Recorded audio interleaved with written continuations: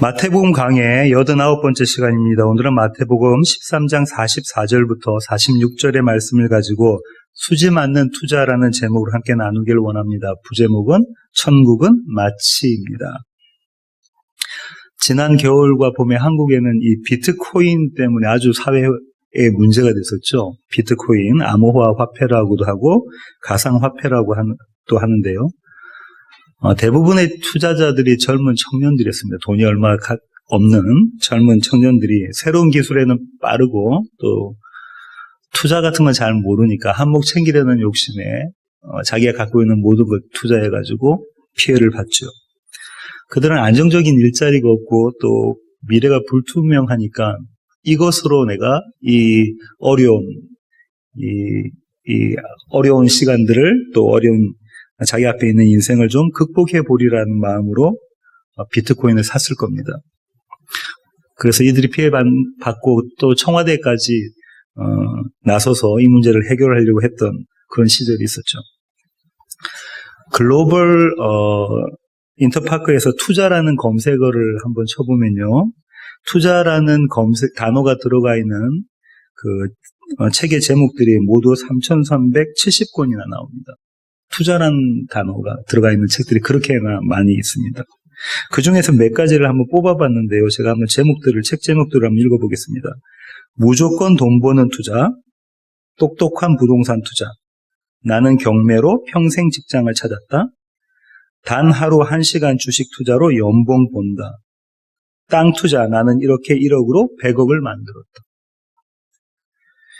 이 책들의 제목은 이 책을 사서 읽고 투자하지 않으면 멍청하게 여겨질 만큼 그렇게 아주 제목들이 자극적입니다. 또 유혹하게 되죠. 오늘 설교는 이 투자, 특별히 수지 맞는 투자에 관한 이야기입니다. 일반적으로 오늘 태연이가 읽었던 이 본문은 어떻게 해석되냐면 성도에게 요구되는 삶으로 해석이 되어집니다. 성도라면 모름지기 이렇게 해야 돼라고 해석되어지죠. 그래서 성도는 큰 대가를 치러야 된다. 무엇을 위해서?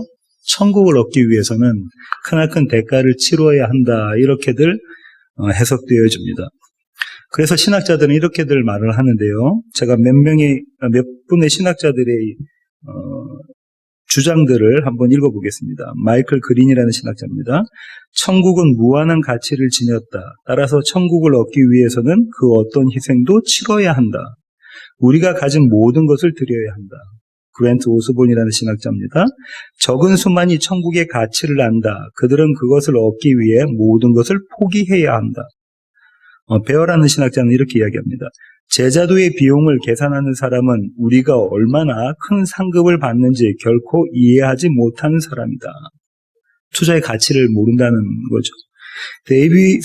데이비스라고 엘렌이라는 신학자는 같은 책을 한 권의 책을 공동으로 저술을 했는데요. 그 책이 이렇게 써 있습니다.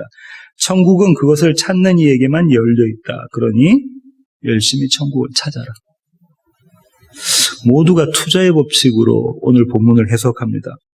이보다 더 귀한 가치는 없으니까 네가 가지고 있는 모든 것을 투자해서 천국을 사라라고 이야기를 하죠. 이들이 주장하는 그리고 근거로 삼는 구절들은 이런 겁니다. 잠언 한번 보실까요? 잠언 3장 15절. 제가 한번 읽어보겠습니다. 14절부터 한번 읽어보겠습니다. 이는 지혜를 얻는 것이 은을 얻는 것보다 낫고 그 이익이 정금보다 나음이니라. 지혜는 진주보다 귀하니 내가 사모하는 모든 것으로도 이에 비교할 수 없도다. 잠언 한 군데 더 볼까요? 8장 11절.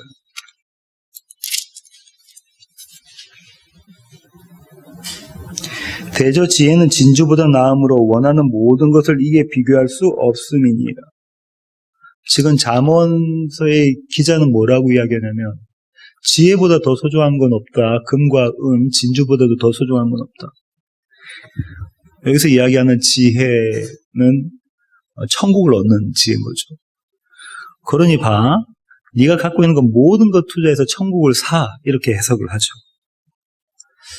오늘 본문은 제가 생각하는 오늘 본문이요. 그런 수집 맞는 투자이긴 한데 이분들의 해석과는 조금 결이 다릅니다.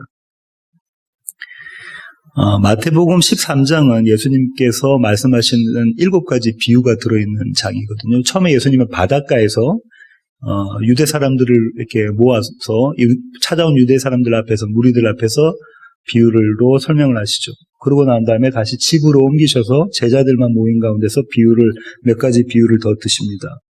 그 7가지 비유는 모두 천국에 관련된 비유고요. 2번째부터 6번째까지는 어떻게 비유를 시작하시냐면 천국은 마치 이렇게 비유를 시작하십니다. 천국은 이런 거야 라는 거죠. 그 천국은 이런 거야 라는 비유 가운데 담긴 것은 유대 사람들이 생각했던 천국과는 전혀 다른 개념의 천국이라는 것을 말씀하시고자 그랬던 것이죠. 그런데 저희가 지금까지 살펴본 바로는 이 천국 비유의 핵심이 뭐라고 그랬죠? 바보이신 하나님, 멍청한 하나님, 세상 사람은 아무도 하지 않은 일들을 하시는 그 하나님에 대해서 소개해 놓은 것이 천국 비유다 제가 말씀을 드렸습니다. 오늘 또 그런 맥락에서 보셔야 되는데요. 오늘 본문을 제가 다시 한번 더 읽어보겠습니다. 마태복음 13장 44절부터 46절입니다. 천국은 마치 밭에 감추인 보화와 같으니 사람이 이를 발견한 후 숨겨두고 기뻐하며 돌아가서 자기의 소유를 다 팔아 그 밭을 사느니라. 또 천국은 마치 좋은 진주를 구하는 장사와 같으니 극히 값진 진주 하나를 발견하며 가서 자기의 소유를 다 팔아 그 진주를 사느니라. 오늘 본문을 이해하시려면 당시의 시대적인 그 상황, 문화 이런 걸 좀 이해하셔야 되는데요. 유대는 아주 그 침략을 많이 받았던 민족이고요. 우리나라처럼. 그 전쟁이 자주 있었죠. 그러다 보니까 전쟁이 나면 자기 집에 값진 것이 있으면 이 값진 것을 들고 피난 다닐 수가 없으니까 땅에다 묻어놓습니다. 밭이라든지 마당 같은 데 묻어놓습니다. 그러다가 묻어놓은 장본인이 정작 죽게 되면 그 땅은 그리고 그 집은 자기 아들이 대를 이어서 유산으로 받아서 물려받게 되죠. 기업을 물려받게 됩니다. 그런데 아버지가 어디다 뭘 숨겼는지를 모르고 있었습니다. 그런 그 밭을 다른 사람에게 네가 농사지어서 그 밭을 농사지고 네가 먹을 만큼 먹고 나한테는 아버지 가지고 와. 이른바 소장농이죠. 그것을 그렇게 밭을 내어주면 임대료 내어주면 그 소장농이 거기서 밭에서 열심히 일하다가 발견한 게 있는데 그게 뭐냐면 보물이라는 겁니다. 이런 맥락 가운데서 주님께서 말씀하셨어요. 그럼 자 보세요. 그 밭에서 일을 하다가 보물을 발견한 그 소장농은 원래 그가 해야 될 의무가 뭡니까? 아무에게도 이야기 안 하고 집에 가서 온 재산을 다 팔아서 그 주인으로부터 그 밭을 사는 게 윤리적으로 바람직한가요, 도덕적으로? 저와 여러분이 알고 있는 윤리로는 그게 바람직한 이야기입니까? 밭 주인한테 이야기해서 밭에 보물이 있어요. 그러면 그 주인이 그래? 그 중에 일부를 떼어주면 그걸로 감사해야 되는 게 저와 여러분이 생각하는 그런 윤리, 도덕 아닙니까? 성경은 윤리를 이야기하고 있는 게 아니라는 이야기인 거죠. 두 번째 장사꾼이 등장하잖아요. 두 번째 인물은 장사꾼인데 이 장사꾼은 특별히 진주를 사서 다른 사람의 진주를 거래하는 장사꾼입니다. 이런 장사꾼이니까 값진 진주, 아주 너무 좋은 진주를 보면 그거를 반드시 사겠죠. 왜냐하면 또 다른 거래를 위해서 그렇죠. 그럴 겁니다. 그런데 마침내 이 장사꾼이 이 진주를 발견하게 됐습니다.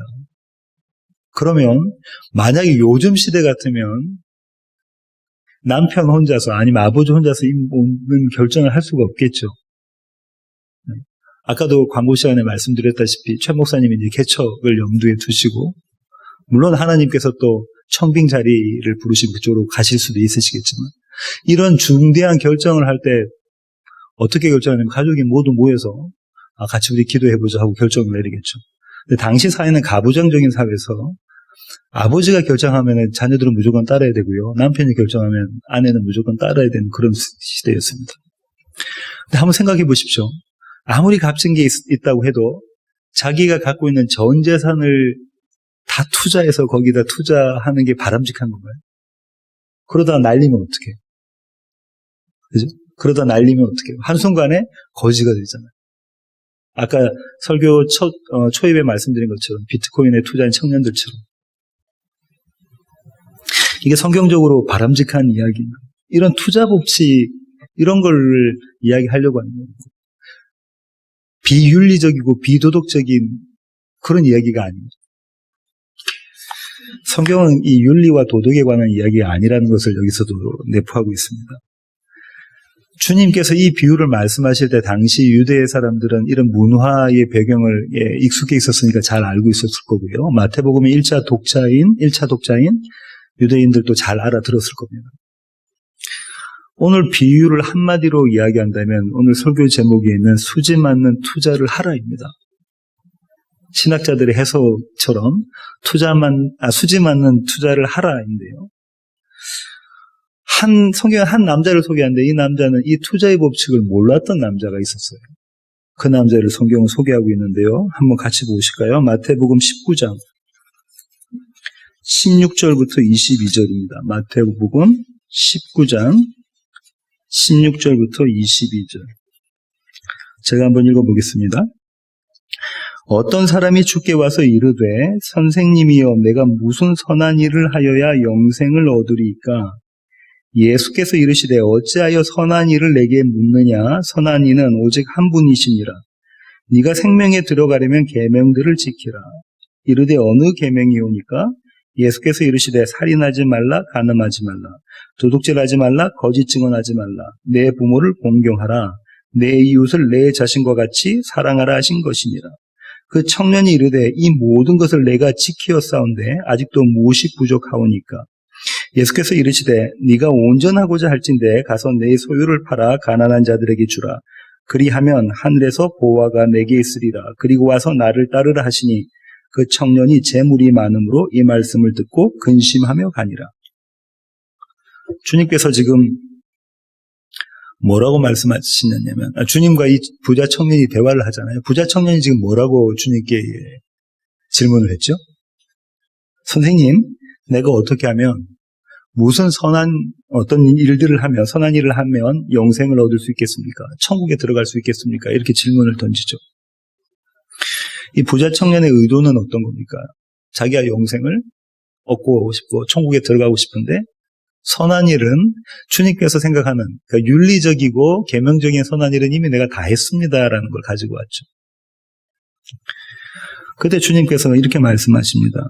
뭐라고 말씀하시냐면 이 계명 지켜, 저 계명 지켜, 저 계명 지켜 이렇게 다 이야기하시는데 그 계명은 전부 다 우리와 이웃 간에 관계된 계명이죠.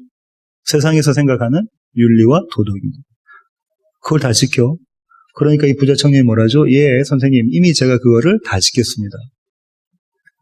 율법으로는 제가 흠이 없습니다. 어릴 적부터 자선도 베풀고요. 금식 기도도 했고요. 또 구제도 했고요. 기도도 열심히 했고요. 열심히 이 계명들을 지키면서 도덕적으로 윤리적으로 살았습니다. 그거 말고 또 뭐가 있습니까? 라고 물어보죠. 그때 주님께서 이렇게 말씀하십니다. 네가 온전하고자 할진대 모든 재물 네가 갖고 있는 거 다 팔아서 가난한 사람에게 나눠주고 너는 나를 따르라 하시죠. 주님께서 뭐라고 말씀하시냐면 네가 온전하고자 할진대 이 얘기는 네가 천국에 들어가기를 원한다면 온전한 자만 천국에 갈 수 있으니까 네가 천국에 들어가기를 원한다면 네가 갖고 있는 거 모든 거 다 팔아. 그리고 가난한 사람들에게 다 베풀어 주고 너는 나를 따라라. 그때 부자 청년은 어떻게 하죠? 근심하며 돌아가죠. 왜요? 그 이유를 성경은 이야기하고 있는데 그에게 뭐가 많아서? 재물이 많아서. 돈이 너무 많아서 그랬다고 이야기를 하죠. 우리는 이 스토리를 딱 듣고 나면 이 예수님과 이 부자 청년과 관련된 에피소드를 듣고 나면 어떻게 반응합니까? 저런 멍청한 부자 청년 같으니라고 그렇게 반응하죠? 안목이라고는 도대체가 없는 청년이네 이렇게 반응하지 않습니까? 그러면 그 부자 청년은 정말로 값진 것이 뭔지 몰랐다는 거잖아요. 정말로 천국이 얼마나 값진 것인지 몰랐다는 거잖아요. 예수가 얼마나 귀하신 분인지 몰랐다는 그 가치를 몰랐다는 거잖아요. 그래서 뭐하고 비교를 하죠? 그가 갖고 있는 재물과 예수, 그가 갖고 있는 재물과 천국을 비교를 하게 되죠. 그리고 근심하며 돌아갔다고 합니다. 그럼 제가 한번 여러분께 여쭤볼게요. 저와 여러분은 무엇이 값인지 알고 계신가요? 부자 청년은 몰랐어요. 저와 여러분 알고 있습니까? 천국이 저와 여러분이 갖고 있는 그 모든 것보다 값지다는 걸 알고 계신가요? 예수가 그 모든 것보다 소중하다고 알고 계십니까? 그런데 우리는 모든 걸 다 팔아서 가난한 자에게 나누어 주고 예수만 따를 용의가 있습니까? 그러십니까? 매일매일 저는 이 작은 목회를 하고 있잖아요. 매일매일이 시험입니다. 여러분 그러지 않습니까? 저만 그런 거예요. 저는 이 부자 청년보다도 훨씬 그는 몰랐잖아요. 근데 저는 성경을 통해서 다 알고 있음에도 불구하고 매일매일 근심하며 돌아가는 모습입니다. 예수보다 더 귀한 게 저한테 있는 거죠. 그러면 신학자들이 이야기한 것처럼 너희가 한 천국의 백성 성도라면 모든 것 다 포기하고 예수만 붙잡아 라는 게 우리의 원함대로 그렇게 되나요? 노력하고 애쓰고 힘쓰고 용서서 그게 되어집니까? 훈련한다고 해서 제자 훈련 받는다고 해서 그게 되어집니까? 되어지든가요? 최 목사님이 어디에 개척을 하려고 지금 개척을 준비하고 계신데 개척을 한다고 해도 우리의 생각대로 우리 이익대로 재단하지 않습니까? 저는 그렇습니다. 우리도 똑같이 이 부자 청년처럼 예수님을 볼 수 있는 안목이 없는 거죠. 그런 눈이 없습니다. 주님은 확인 사살을 하시는데요. 누가복음 14장 33절 한번 보실까요? 누가복음 14장 33절.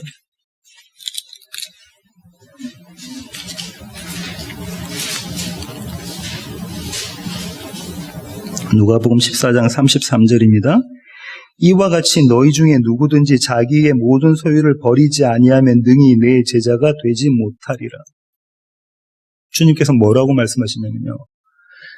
네가 갖고 있는 것 중에서 전부 다를 버리지 않으면 너희는 내 제자가 될 수 없다라고 말씀하고 계시죠. 그 얘기는 너희는 천국 못 간다는 얘기입니다.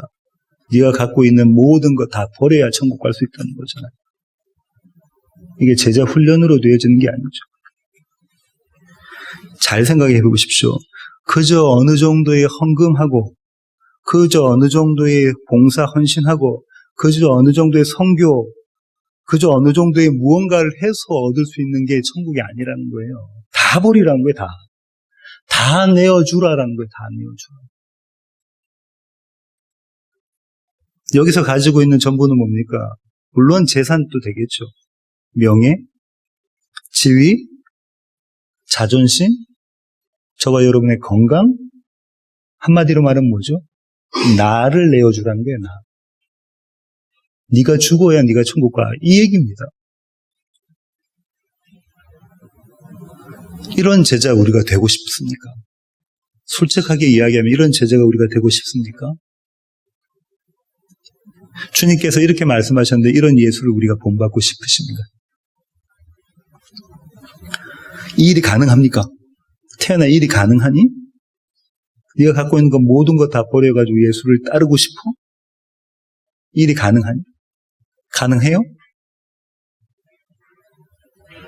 민호형제 가능해요? 우리는 뭘 생각하죠? 지금까지 배웠던 성경 지식 가지고 제가 한번 흉내는 내보겠습니다. 흉내로 들어갈 수 있는 게 아니라니까. 흉내로는 들어갈 수 없는 것이 천국입니다. 불가능하죠. 그래서 주님은 불가능하다고 이야기를 하고 계십니다. 다시 마태복음 19장으로 보실까요? 마태복음 19장 23절부터 24절입니다.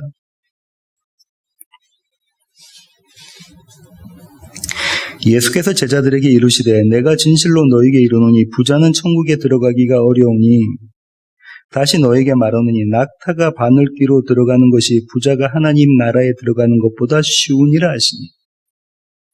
부자는 천국에 들어가는 게 어렵다고 하시는데 그 어려움의 수준이 어느 정도냐면 낙타가 바늘귀를 들어가는 것 그거보다도 더 어렵다고 하시는 거예요. 그 얘기는 낙타가 바늘귀 들어갈 수 있습니까? 없죠. 불가능하다는 거예요. 부자는 다시 말하면 자기가 가진 것 모든 것을 내려놓고 가난한 사람께 베풀어 주지 않은 모든 부자는 천국 못 간다는 거죠. 그럼 저와 여러분은 그런 부자 중에 한 명 아닙니까? 못 내려놨잖아요. 너희로서는 도대체 천국 거긴 들어갈 수가 없는 곳이야. 너희는 나의 제자가 될 수 없어라고 주님 말씀하고 계시죠. 그런데요, 이렇게 마치면 우리가 너무 얼마나 불쌍하겠어요. 그래서 주님께서는 이렇게 말씀하고 계신데요. 그 밑에 보면 복음을 전해주고 계시죠. 25절 한번 보실까요? 제자들이 듣고 몹시 놀라 이르되 그렇다면 누가 구원을 얻을 수 있으리이까? 예수께서 그들을 보시며 이르시되 사람으로서는 할 수 없으나 하나님으로서는 다 하실 수 있느니라. 사람으로서는 할 수 없어. 그러나 하나님은 하실 수 있어. 다시 말하면 하나님은 낙타가 바늘길을 들어가게 만들어내신다. 불가능을 가능하게 하신다라는 말씀을 하고 계시죠. 이 부자 청년이 갖고 있었던 부는 뭘까요? 마태복음 전체를 보면 부가 뭡니까? 꼭 돈만 이야기하는 게 아니라고 말씀드렸다죠. 그가 붙잡고 있던 의, 부자 청년의 의, 서기관과 바리새인의 의, 나의 열심, 나의 지혜로 얻어낼 수 있는 의, 그걸로는 안 돼. 더 나은 의가 있어야 돼 라고 말씀하시고, 그 더 나은 의는 너희의 지혜와 능력을 되어지는 게 아니라 하나님이 그 일을 하신다라고 이야기하고 계십니다. 그러면서 주님께서는 지금 뭐라고 말씀하시는 거냐면 예수표, 예수 브랜드의 수지 맞는 투자 법칙을 가르쳐 주고 계시는 거예요. 설교 처음에 말씀드린 것처럼 이 7가지 비유가 전부 다 바보 같은 하나님에 대한 비유라고 그랬죠. 그런 하나님께서 어떻게 천국 백성을 모으셔서 하나님의 나라를 만들어 가시는, 하나님 나라를 만들어 가시는 것에 대한 비유라고 말씀드렸습니다. 세상이 볼 때는 바보 같은 하나님인 거예요. 그럼 한번 그 비유의 성격을 가지고 한번 다시 보면 이렇습니다. 농부가요, 소작농이, 그리고 진주장사가 자기 가진 모든 것을 다 팔아서 밭을 사고 모든 것을 다 팔아서 진주를 샀습니다. 자기 재산 중 어느 일부가 아니라 전부 다를 팔아서 밭을 사고 진주를 샀습니다. 성경에 그런 분이 딱 한 분 계시죠. 누구신가요? 예수 그리스도가 그러셨죠. 밭을 사신 분이 누군가요? 예수 그리스도입니다. 자기 모든 것을 다 드렸어요. 자기가 갖고 있는 모든 것을 다 팔아서 값진 진주를 사신 분이 누구라고요? 예수 그리스도이십니다. 빌립보서 2장 5절부터 8절 한번 보실까요? 빌립보서 2장 5절부터 8절입니다. 너희 안에 이 마음을 품으라. 곧 그리스도 예수의 마음이니 그는 근본 하나님의 본체시나 하나님과 동등됨을 취할 것으로 여기지 아니하시고 오히려 자기를 비워 종의 형체를 가지사 사람들과 같이 되셨고 사람의 모양으로 나타나사 자기를 낮추시고 죽기까지 복종하셨으니 곧 십자가에 죽으심이라. 바울이 이렇게 이야기했죠. 자기 가진 모든 것을 다 팔아서, 자기 소유의 모든 것을 팔아서 밭을 산 사람이 있는데 그분이 예수 그리스도시다. 이렇게 이야기하고 있습니다.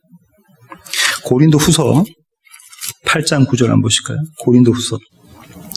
우리 주 예수 그리스도의 은혜를 너희가 알거니와 부유하신 이로써 너희를 위하여 가난하게 되시면 그의 가난함으로 말미암아 너희를 부유하게 하려 하심이라. 바울은 고린도 후서에서 뭐라고 이야기하고 있냐면 주님께서 일부러 가난하게 되셨다. 자기 소유의 모든 걸 다 팔아서 값진 진주를 사기 위해서 가난하게 되셨다라고 이야기하고 계시죠. 요한복음 19장 30절 한 절만 더 볼까요? 요한복음 19장 30절. 예수께서 신포도주를 받으신 후에 이르시되 다 이루었다 하시고 머리를 숙이니 영혼이 떠나가시니라. 여기서 다 이루었다라는 건 뭐냐면 우리는 그냥 예수님께서 이 땅에 오셔서 십자가에서 달리셔서 모든 사역을 끝나셨으니까 다 이루었다라고 생각하기 쉬운데, 아까 이야기가 나와 있던 바울의 서신서를 보면 여기서 다 이루었다는 뭡니까? 내가 가진 모든 것 내가 다 내어줬답니다. 값진 보물이 묻혀있는 밭을 사기 위해서, 또 세상에서 가장 귀한 진주를 사기 위해서 하나님이신 그분이 내가 가진 것 모든 것 이 자리에서 다 내어주었다. 테텔레스타이 다 이루었다 하시고, 얄팍하게 우리가 갖고 있는 것 중에 얼마 떼어줘서 주님, 제가 주님을 위해서 이거 했습니다. 제가 주님을 위해서 선교도 갖고요. 이 정도 수준이 아니라는 거예요. 다 내어주는 거는. 그죠? 하나님이신 그분이 십자가에, 이 땅에 내려오셔서 십자가에 달리셔서 모든 모욕과 수치를 당하시면서 내가 가진 것 다 내어줬다가 다 이뤘답니다. 거기가 십자가인 거죠. 그러니 하나님이 자신이 갖고 있는 값진 모든 것을 다 내어주시면서 사신 그 보물과 그 진주는 얼마나 값지겠어요. 그렇죠. 값지겠죠. 그 보화와 진주가 어떤 건가 한번 볼까요? 계시록 21장 9절부터 21절 한번 보실까요?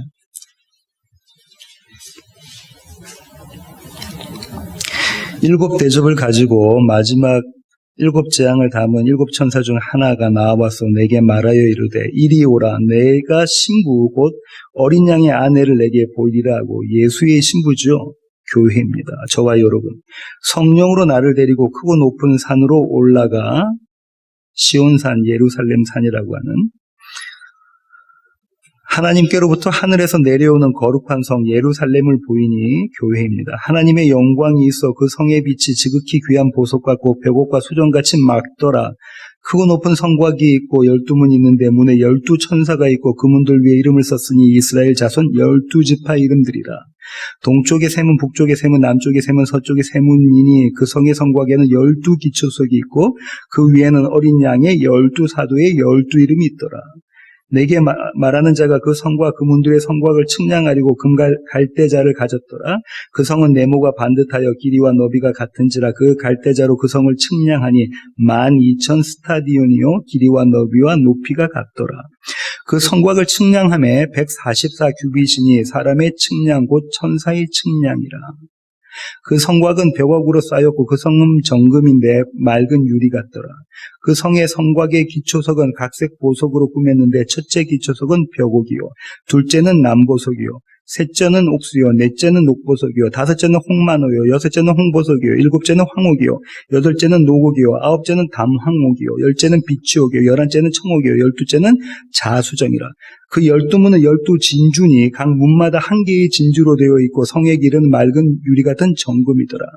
성 안에서 내가 성전을 보지 못하였으니 이는 주 하나님 곧 전능하신 이와 및 어린 양이 그 성전이심이라.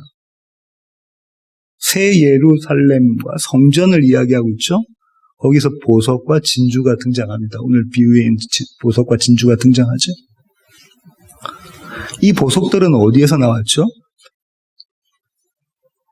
이 보석들은 어디서 나왔냐면 출애굽기 39장 가보실까요? 출애굽기 39장 8절부터 14절 보시겠습니다. 제가 한번 읽어보겠습니다. 그가 또 흉패를 정교하게 짜되, 대제사장이 입는 옷인데요. 대제사장은 반포 속옷을 입고요. 반포 속옷이라는 게 심리스입니다. 심이 없는, 이음새가 없는 속옷을 입고, 그 위에 겉옷을 입고, 그 위에 에봇을 입고, 그 위에 흉패를 입습니다. 그 흉패에 대해 설명이 있는데요. 9절입니다. 그것의 길이가 한 뼘, 너비가 한 뼘으로 네모가 반듯하고 두 겹이며, 네모가 반듯한 거는 성전 안에서는 지성소밖에 없죠. 그것에 4줄 보석을 물렸으니 곧 홍보석이요 황옥, 녹주옥이요 첫줄이요, 둘째 줄은 석류석 남보석 홍만호요, 셋째 줄은 호박 백만호 자수정이요, 넷째 줄은 녹보석 호반호 벽옥이라. 다 금태에 물렸으니 이 보석들은 이스라엘의 아들들의 이름 곧 그들의 이름대로 12이라. 도장을 새김같이 그 12지파에 각 이름을 새겼으며. 이 12보석이 어디서 나왔습니까? 대제사장이 입는 보석. 근데 지금 뭐라고 하냐면 이 12보석이 이스라엘이다 이야기하고 있죠. 계시록에서는 이스라엘과 12사도, 교회다 이 얘기하고 있는 거죠. 정리해보면 밭에서 일을 하고 있는 소장농과 진주장사가 자신의 모든 것을 들여서 모든 것을 다 팔아가지고 산 그 밭, 보물이 들어있는 그 밭과 진주가 뭐라는 거예요? 저와 여러분이라고 성경은 이야기하고 있네요. 저와 여러분. 이 기가 막힌 노릇이죠. 오늘 저와 여러분의 모습이 어땠습니까? 오늘은 주일이라서 좀 경건하게 보내셨습니까? 그럼 어제는 어떠셨습니까?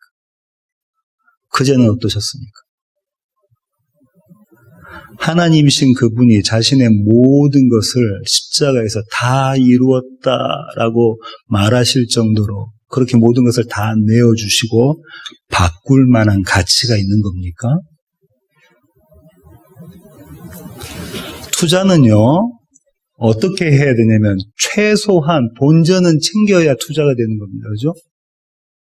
거래를 하려면 거래에서 결국은 그래도 브레이크 이븐 포인트는 가야 돼요. 본전은 챙겨야 되잖아요. 그런데 저와 여러분의 우리의 모습들을 보라고. 오늘, 어제, 그저께, 1년 전, 2년 전의 모습을 보면, 그리고 앞으로의 모습들을 보면 그 하나님께서 십자가에서 다 이루었다라고 내어주실 만한 가치가 있는 거란 말이죠. 바보 아닙니까?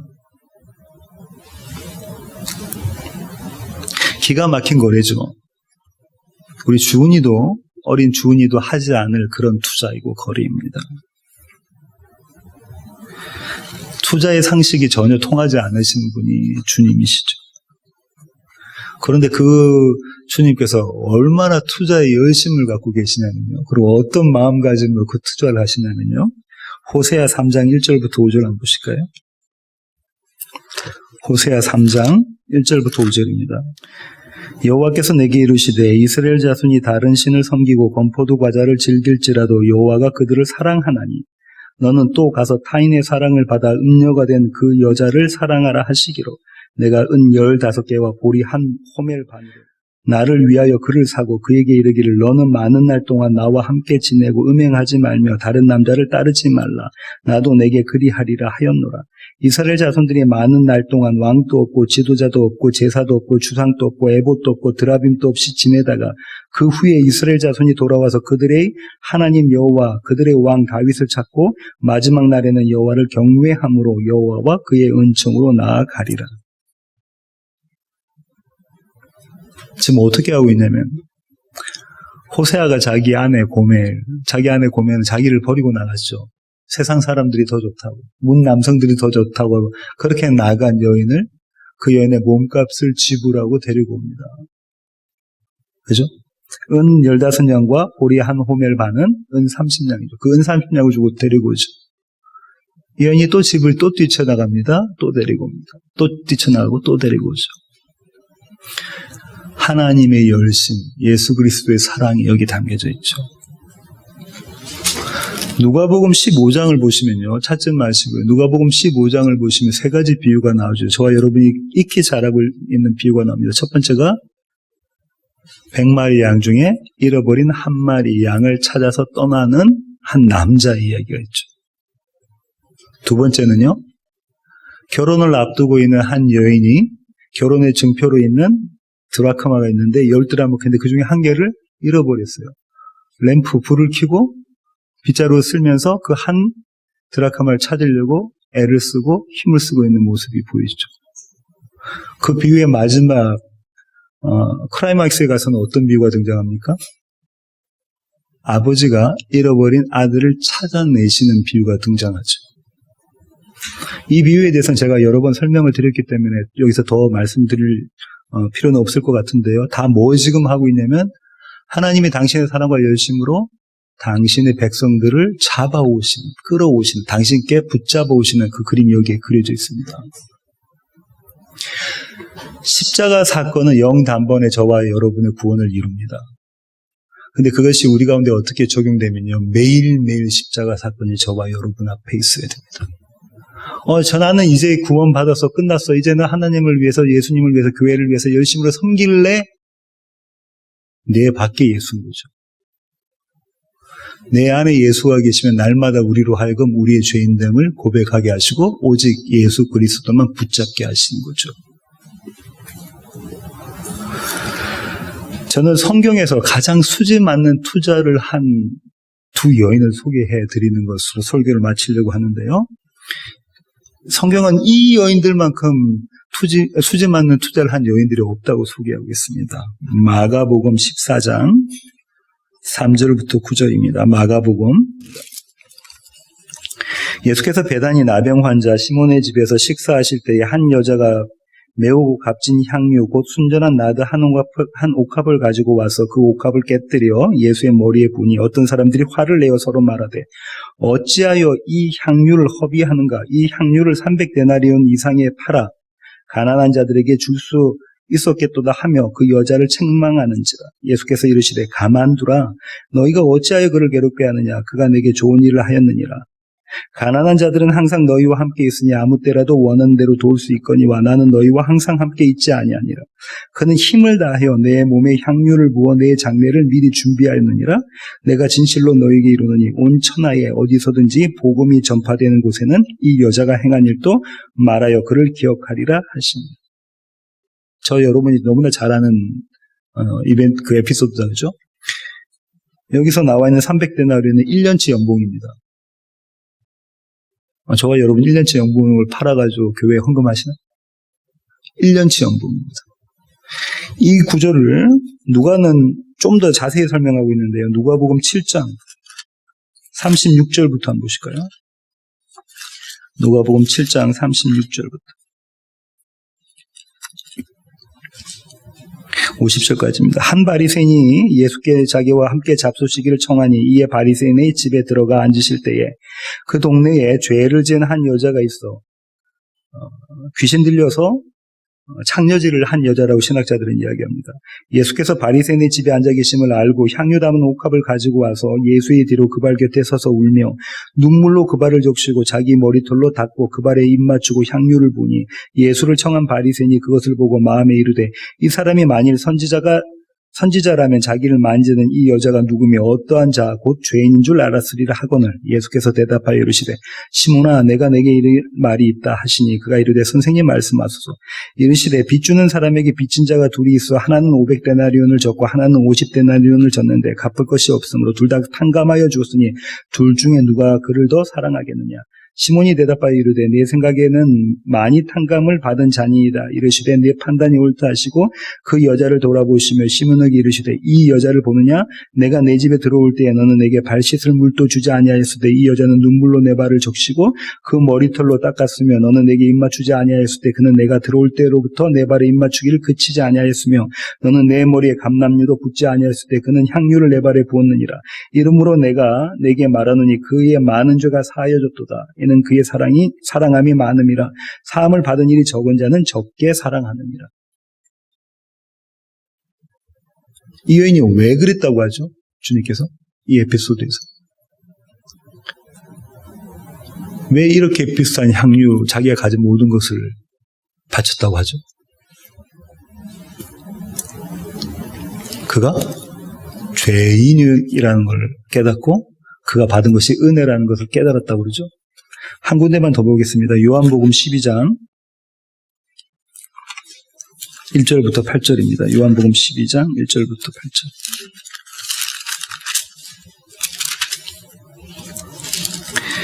유월절 엿새 전에 예수께서 베다니에 이르시니 이곳은 예수께서 죽은 자 가운데서 살리신 나사로가 있는 곳이라. 거기서 예수를 위하여 잔치할 때 마르다는 일을 하고 나사로는 예수와 함께 앉은 자 중에 있더라. 마리아는 지극히 비싼 향유 곧 순전한 나드 한 근을 가져다가 앞에 여인과 다른 여인이죠. 마리아입니다. 예수의 발에 붓고 자기 머리털로 그의 발을 닦으니 향유 냄새가 집에 가득하더라. 제자 중 하나로서 예수를 잡아 줄 가룟 유다가 말하되 이 향유를 어찌하여 300데나리온에 팔아 가난한 자들에게 주지 아니하였느냐 하니 이렇게 말하면 가난한 자들을 생각함이 아니요 그는 도둑이라 돈깨를 맞고 거기 넣는 것을 훔쳐가미로라. 예수께서 이르시되 그를 가만두어 나의 장래할 날을 위하여 그것을 간직하게 하라. 가난한 자들은 항상 너희와 함께 있거니와 나는 항상 있지 아니하리라 하시니. 또 다른 여인입니다. 또 다른 여인이죠. 여기서 나오는 가룟 유다는 뭘 생각하고 있죠? 세상의 투자 법칙 생각하고 있죠. 시므온도 세상의 투자 법칙을 생각하고 있는데 주님은 다른 투자 법칙을 말하고 계신 거죠. 저와 여러분이 이 에피소드들을 보고 우리도 저 여인처럼 저 여인을 본받아서 내가 가진 모든 걸 주님께 내어드리자로 설교를 끝맺히면 안 돼요. 적용을 하셔서는 안 돼요. 왜냐하면 지금까지 제가 말씀드린 것처럼 저와 여러분은 그렇게 할 수가 없다니까요. 우리의 용성과 우리의 애씀으로는 그 일을 할 수가 없습니다. 오직 대제사장의 흉패에 달린 보석처럼 그냥 대제사장에게 달려 있어야 되는 거예요. 한번 잘 생각해 보십시오. 세상 사람들은 대제사장에게 달려있는 보석을 그냥 돌이라고 해요. 발길에 차 있는 그런 돌이라고 하는데 그 돌을 대제사장이 들어 올려서 자기의 흉패에다가 매답니다. 그렇게 보석이 된 거예요. 저와 여러분의 매일의 삶을 보면 그렇지 않습니까? 우리는 우리가 아주 값진 보석인 양, 하나님께서 우리에게 모든 것을 내어줘도 바꿀 수 없는 양, 우리를 자신을 생각하는데 아니요. 우리는 발길에 차이는 그런 돌덩이리라. 그냥 조그만 돌. 아무짝에도 쓸모없는 그 돌을 집어다가 흉패에 매달으면 그때 보석이 되는 겁니다. 그분의 옷에 입혀졌기 때문에. 천국은 이렇게 수집받은 자들의 것이고요. 매일매일 우리는 이 수집받는 투자를 주님께서 하게 하십니다. 그분의 수집받는 투자를 통해서. 이 은혜로 가득하시는 세워지는 교회 모든 교회 가족 되기를 원합니다. 기도하시겠습니다. 주님, 그렇습니다. 하나님, 우리가 투자해서 무엇인가를 얻을 수 있다고 생각합니다. 그래서 열심을 내서 교회 사역과 여러 가지 일들을 감당하고 있습니다. 하지만 하나님, 그 아무것도 우리가 우리됨을 드러낼 수 없는 것임을 주님, 저희들이 깨닫습니다. 오직 예수 그리스도의 흉패에 달린 보석처럼 그렇게 예수 그리스도와 한 몸 되어져야, 그래야 우리가 보석이라는 사실을 주님, 저희들이 깨닫습니다. 날마다 우리 삶 가운데 이 일을 깨달아 알아가며 한 분이신 예수 그리스도를 바라보게 하시고, 그래서 마침내 우리가 가진 모든 것을 주님 앞에 내어드리는 그런 자들로 주님, 저희들을 삼아 주시옵소서. 이제는 우리 주 예수 그리스도의 놀라우신 구원의 은혜와 하늘 아버지의 크고 극진하신 사랑과 우리 안에 내주하셔서 날마다 우리로 하여금 천국의 비밀을 깨달아 알아가게 하시는 성령님의 충만하심이 이제 주님 앞에 머리 숙인 세워지는 교회 모든 지체들 머리 위에 이제로부터 영원토록 함께 하시기를 예수 그리스도의 귀하신 이름으로 간절히 축원하옵나이다. 아멘.